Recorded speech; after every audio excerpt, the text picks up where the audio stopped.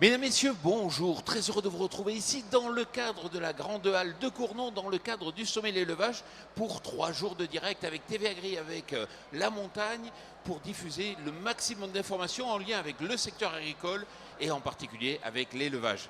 Alors, le thème de cette première émission, c'est l'enseignement agricole est-il hors sol ? Derrière ce titre, un tantinet provocateur, mais c'est vrai qu'on est au sommet de l'élevage, il faut voir est-ce qu'aujourd'hui les étudiants sont bien formés au métier de l'agriculture qui ne cesse d'évoluer. Pour répondre à cette question, j'ai à ma gauche Nathalie Vassal, bonjour. Bonjour. Alors vous êtes enseignante-chercheur à VetAgro Sup, donc vous aurez l'occasion de nous expliquer, bon, vous faites-le, que c'est à la fois des vétérinaires que vous formez et des ingénieurs agro, mais dans 2 villes différentes. Tout à fait. Les vétérinaires sont formés à Lyon et les agronomes sont formés à Clermont-Ferrand. Juste à vos côtés, Philippe Béor, délégué régional de l'APECITA Auvergne-Limousin. L'APECITA, c'est L'APECITA, c'est l'association pour l'emploi des cadres et des ingénieurs et des techniciens agricoles pour le niveau national. Très bien. Juste à ma droite, Gilbert Grenier, enseignant-chercheur à Bordeaux Sciences Agro. Exactement, donc moi spécialisé en machinisme et technologie pour l'agriculture. Et juste à vos côtés, Léa Gazotti, qui est étudiante à Montpellier Supagro. Oui, bonjour. Donc Montpellier Supagro, c'est une école d'ingénieurs en agronomie. Alors, l'enseignement agricole est-il hors sol ? Alors, juste avant de démarrer le débat, on va écouter une vidéo. Il s'agit de Michael Jacquemin. Il est président de l'ANEFA. Il va nous dire qu'est-ce qu'il demande, lui, aujourd'hui, aux jeunes qui sortent des formations. Image. Les professionnels de la profession agricole, on est très attachés à ce que les jeunes qui sortent de nos écoles d'agriculture soient formés sur les nouvelles pratiques et les nouvelles technologies. C'est primordial, hein, on nous demande de changer nos pratiques, nous, agriculteurs, éleveurs, mais il faut également que nos salariés ou futurs salariés soient aussi en capacité d'évoluer dans les pratiques. Mais ce qui est important aussi, c'est que ces jeunes soient en capacité d'évoluer très rapidement dès qu'ils seront sur le marché du travail, et il existe aussi tout le cursus de formation tout au long de la vie. En tant que salarié, on aura la capacité évidemment aussi de les former. L'enseignement agricole est-il hors sol ? Gilbert Grenier, j'aime bien vous recevoir parce que vous ne maniez pas la langue de bois. Quel est le problème aujourd'hui ? Alors pour moi, il y a 2 problèmes en termes d'évolution. 1, le recrutement des étudiants qui est de moins en moins rural.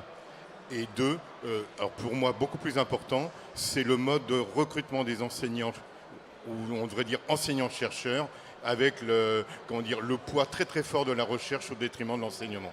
Alors, recrutement des étudiants, pourquoi c'est un problème ? Alors, depuis que je suis à l'école, ça fait 30 ans, on a divisé par 3 le nombre d'agriculteurs. Par contre, dans le même temps, toutes les écoles ont augmenté leurs effectifs à peu près par 3. Donc ça veut dire qu'on essaye de remplir et on attire dans les salons des étudiants qui veulent faire de l'environnement. On leur dit venez chez nous, vous allez faire de l'environnement, et au final non.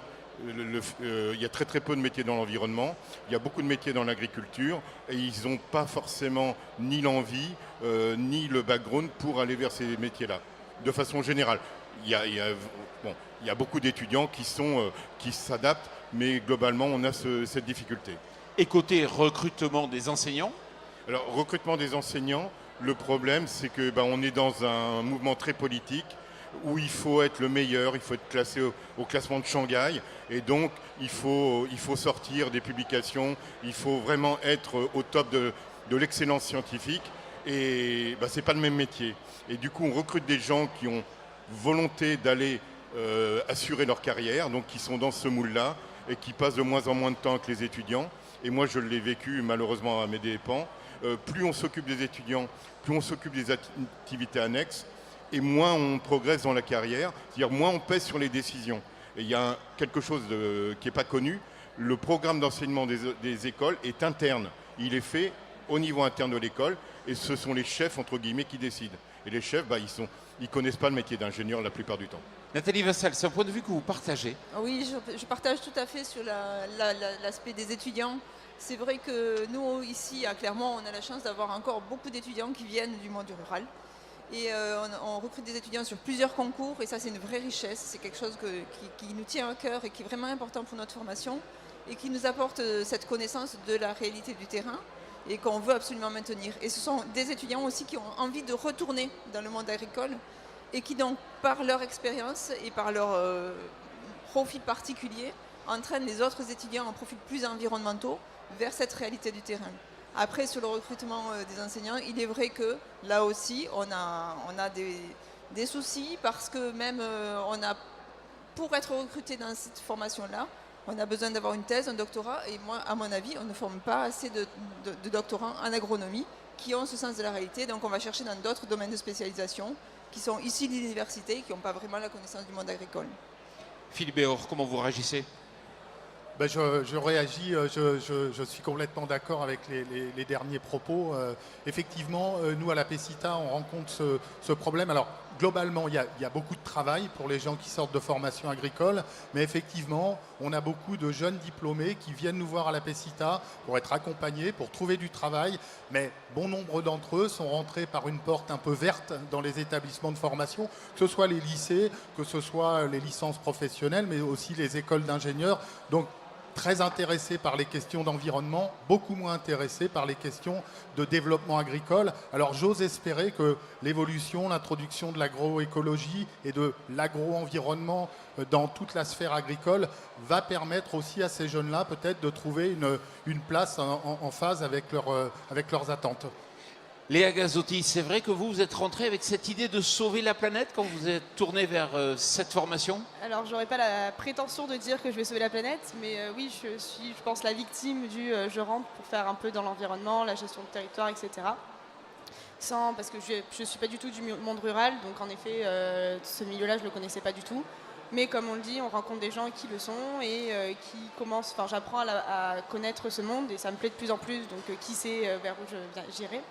Et pour revenir sur les enseignants, le recrutement des enseignants, je suis tout à fait d'accord. On voit très bien la différence entre des enseignants-chercheurs qui sont plus chercheurs et qui du coup ont leur domaine de spécialité et qui ont du mal peut-être à mettre en lien tous les cours, tous les domaines ensemble. Et les enseignants-chercheurs qui sont vraiment enseignants, qui cherchent des formations de leur côté pour être plus performants. Et nous, on voit la différence en tant qu'élève et ça se voit dans les amphithéâtres tout de suite. Un bon enseignant, il y a du monde. Un chercheur, il y en a beaucoup moins. Et vous avez une étudiante exceptionnelle, elle aurait pu faire veto et elle s'est tournée vers une carrière d'agro. Pourquoi? Il faut être fou. Non, il ne faut pas être fou, il faut être ouvert d'esprit. Pourquoi? Parce que je sentais très bien que du côté agronomie, agriculture, environnement, il y avait beaucoup plus de portes, de possibilités de travail que vétérinaire finalement. Parce qu'une fois qu'on est vétérinaire, si on n'aime plus son métier, qu'est-ce qu'on fait? Alors que je pense qu'en tant qu'ingénieur agronome, si on n'aime plus son métier, on a beaucoup de vestes derrière qu'on peut retourner et très vite changer. Et Léa, quand vous êtes rentrée, on vous a dit qu'un métier, un emploi sur deux en sortant de l'école d'agro, c'est un métier commercial, c'est ça à peu près, grosso modo? Oui, pas tout à fait, mais on va dire une bonne quarantaine de pourcents des emplois sont des emplois qui ont ou qui requièrent des compétences commerciales. Non, on ne me l'a pas dit, mais quand on voit les différentes options qu'on nous propose, donc il y a l'agroalimentaire où là on sent qu'il y a quand même une bonne partie de commercial là-dedans.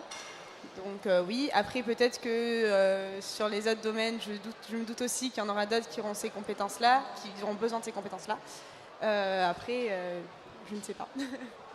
Juste pour me redire ce qui vient d'être dit, aussi je pense que nos étudiants sont déconnectés du monde rural et ont du mal à se projeter dans une activité avec le monde rural. Et donc dans la formation, on a 3 ans pour les accompagner, pour leur faire découvrir des fonctions, des métiers qu'ils ne connaissent pas du tout. Donc nous, on intervient aussi au niveau des classes préparatoires, on intervient auprès des lycéens, mais il faut absolument qu'on diffuse, qu'on informe sur ce qu'on peut faire dans le monde rural et en contact avec les agriculteurs. Philippe Oui, Béor. je voudrais apporter une précision de taille.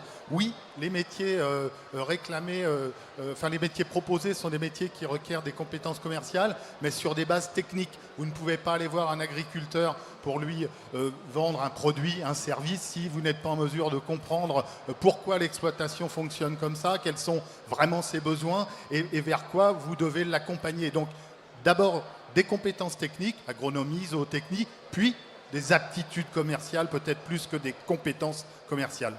Gilbert Grenier, on a voulu faire des écoles d'ingénieurs super larges qui formaient. Est-ce qu'il n'y avait pas un complexe par rapport aux autres écoles d'ingénieurs à vouloir aussi former des généralistes? Alors, je ne sais pas si c'est un complexe, mais je pense que, bon, on le voit bien, c'est un pilotage politique, hein. La dernière péripétie, c'était l'idée du ministère de fusionner 3 écoles, Paris, Montpellier, Rennes. C'était quoi l'objectif? C'est d'être plus gros et de ressembler à Wageningen. Quel est l'intérêt pour le milieu agricole? Moi, je cherche encore. Donc, on est sur une réflexion politique et on oublie les fondamentaux. Et effectivement, pour moi, un des fondamentaux, c'est le technique. Le technique, on l'a oublié. Beaucoup de collègues qui ont été recrutés pour faire des matières techniques ont fait un cursus universitaire. Je me demande s'ils ont mis les pieds dans une exploitation agricole. Ils font un programme d'enseignement en fonction de ce qu'ils savent faire. Et donc, du coup, on perd cette base-là. Et effectivement, comme on a des étudiants qui sont plus attachés à l'environnement, si on n'arrive pas, alors soit nous-mêmes, soit par les autres étudiants qui les accompagnent, à les attirer et à leur dire oui, il y a des choses intéressantes, je pense que c'est un peu morné, quoi, quelque part. Et moi, je ressens, alors, vu de ma fenêtre, des étudiants qui sont de plus en plus, quelques-uns, pas tous, il ne faut pas tout mélanger, mais quelques-uns qui sont beaucoup plus, on va dire, presque sectaires, hein, qui sont très, très environnementaux. Et on commence à avoir des soucis, par exemple, en visite avec des agriculteurs, où ils n'hésitent pas à reprocher à l'agriculteur d'être un productiviste, un pollueur, etc. Et donc, ils sont là plutôt comme des militants et pas comme des gens ouverts. Et ça, pour moi, c'est une grosse difficulté. C'est comment leur ouvrir l'esprit quand ils sont fermés. Léa, vous avez des copains comme ça? Aussi allez, il faut le dire. radicaliste, je suis pas sûre, mais des personnes qui aiment militer sur ce genre de choses, oui, je pense. Et en effet, je suis d'accord qu'on n'est pas assez au courant de comment fonctionne l'exploitation pour pouvoir juger pleinement l'agriculteur. Parce qu'il n'y a pas que... il utilise peut-être... Enfin voilà, il est productiviste, etc. Mais il a une vie à gagner, il a des choses à faire. Et je suis d'accord qu'il manque ça, il manque la technique, il manque le lien entre les cours. Et moi, aujourd'hui, je suis peut-être futur ingénieur agronome, mais je ne pense pas être capable de expliquer totalement comment fonctionne une exploitation qu'on me donnerait comme ça. Donc, il manque quelque chose. Oui, parce qu'en première année, je crois qu'on fait des audits. Maintenant, on porte un jugement. Enfin, on va très très loin. Nathalie Oui. Vassal. Alors moi, je dirais qu'il faut qu'on forme nos étudiants à 3 aspects. Il y a la technique nécessaire, absolument nécessaire pour pouvoir discuter avec le monde agricole. Il y a aussi être professionnel, c'est-à-dire en fonction des moments, des lieux, des rencontres, savoir se positionner, savoir discuter avec son interlocuteur, savoir prendre des bonnes décisions. Et ensuite, on forme nos étudiants, on a de très bons étudiants, on a des gens qui ont de bonnes têtes à raisonner et à comprendre les choses. Et ça, c'est vraiment important. Donc après, comment on peut faire ça? Moi, je dis qu'il faut aller sur le terrain. Il faut travailler sur des projets. Il faut les mettre au contact de la réalité. Après, ça prend du temps. Donc, je rejoins les questions de comment on s'investit dans l'enseignement. Il faut garder cet objectif absolument d'accompagner nos étudiants, de leur apprendre ce que c'est et de ne pas les exposer non plus parce que des fois, le monde du travail est difficile. Donc, les préparer au mieux à cette exposition. Mais il faut aussi leur apprendre à réfléchir, à se positionner, à chercher l'information. Ça, c'est vraiment un atout majeur pour la sortie. Philippe Béor, vous teniez à moduler. C'est-à-dire que vous dites, en fonction du niveau d'études, on est plus ou moins adapté au métier qu'on va faire. Oui, j'évoquais avec vous précédemment effectivement 2 niveaux d'analyse ou de compréhension de cette problématique. Effectivement, les élèves qui sortent de bac, par exemple, et qui vont aller travailler principalement sur des exploitations agricoles vont certainement être un peu démunis sur le plan pratique, conduite de tracteurs, contention d'animaux, etc., à partir du BTS, de la licence et effectivement aussi des écoles d'ingénieurs et des titres d'ingénieurs. Nous avons des jeunes diplômés qui sont plutôt bien formés, qui s'adaptent rapidement, qui sont opérationnels assez rapidement et qui donnent satisfaction aux employeurs. Qu'est-ce qu'il faut lui dire à Stéphane Travert, notre ministre de l'Agriculture, qui n'a pas souhaité venir ici sur le plateau, mais tant pis, il est quand même là demain au sommet de l'élevage. Qu'est-ce qu'il faut lui dire? Écouter un petit peu plus ce que veulent les professeurs dans ces filières un peu particulières. Nathalie Vassal. Oui, ça serait une bonne idée. En tout cas, nous, on a besoin de continuer à faire des étudiants qui sont en lien avec le monde agricole, mais qui ont de bonnes aptitudes aussi à réfléchir. Donc, il faut nous accompagner là-dedans, quoi. Et aussi travailler, rester en lien avec le terrain. Et nous, à Clermont-Ferrand, on veut rester en lien avec le monde rural, local et régional. Gilles Bergonnier. Moi, je pense que principalement, c'est autour du statut d'enseignant-chercheur. On est parti vraiment dans un sens qui est la recherche à fond. Et du coup, on ne valorise pas les autres qui font plus d'enseignement, plus de transfert, un peu comme moi j'ai fait en normalisation. Et donc il faut à un moment rebalancer, alors pas dans l'autre sens, mais trouver une position équilibrée, la recherche à sa place, mais pas que. Et donner le pouvoir à des gens qui ne font que de la recherche, qui ne mettent pas les pieds sur le terrain, qui ne connaissent pas les professionnels et qui décident des programmes d'enseignement, c'est un non-sens total. Et le classement de Shanghai, mais ça n'a aucun intérêt. On est dans la politique du chiffre. Alors, par exemple, pour évaluer la qualité d'un enseignant-chercheur, on regarde le nombre de publications pour le côté recherche, pourquoi pas.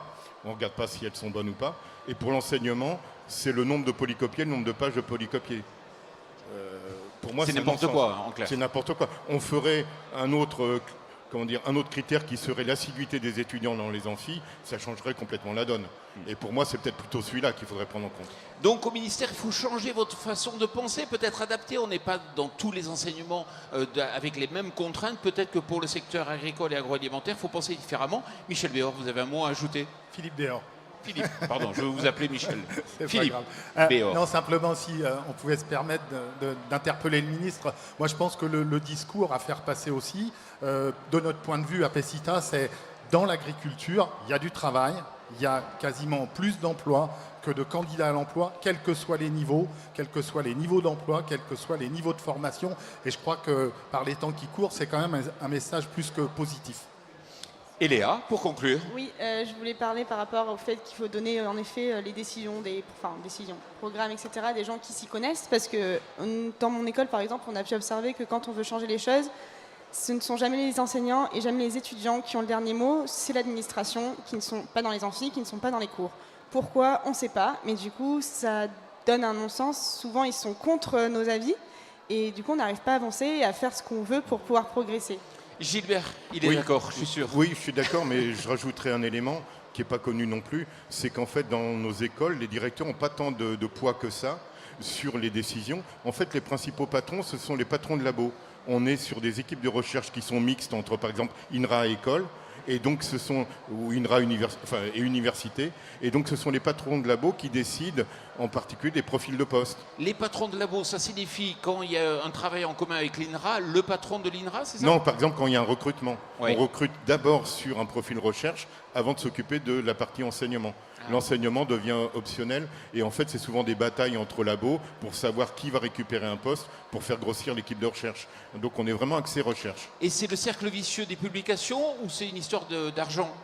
Les deux. Les deux. Mais un labo doit être excellent, il doit faire beaucoup de publications et à partir de là il aura de l'argent. Donc c'est... Oui, c'est bon. Merci beaucoup d'être venus ici. Mesdames, messieurs, partagez donc. Est-ce que l'enseignement est hors sol? Peut-être qu'il y a une déconnexion, on l'a vu, mais il y a des moyens, bien sûr, d'évoluer. On se retrouve dans quelques instants pour de nouvelles émissions. Merci beaucoup. Merci.